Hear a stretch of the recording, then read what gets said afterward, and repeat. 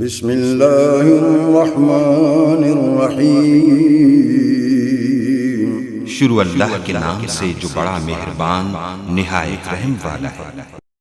ربنا وبعث فيهم رسولا منهم يتلو عليهم آياتك ويعلمهم الكتاب والحكمة ويزكيهم إنك أنت العزيز الحكيم۔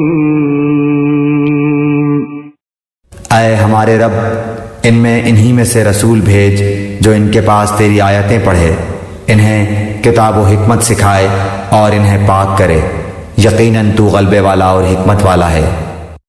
زندگی سنوارنے میں خیالات، اخلاق، عادات، معاشرت، تمدن، سیاست، غرض ہر چیز کو سنوارنا شامل ہے۔ تو بڑا مقتدر اور حکیم ہے۔ اس سے یہ بتانا مقصود ہے کہ محمد صلی اللہ علیہ وسلم کا ظہور دراصل حضرت ابراہیم علیہ السلام کی دعا کا جواب ہے۔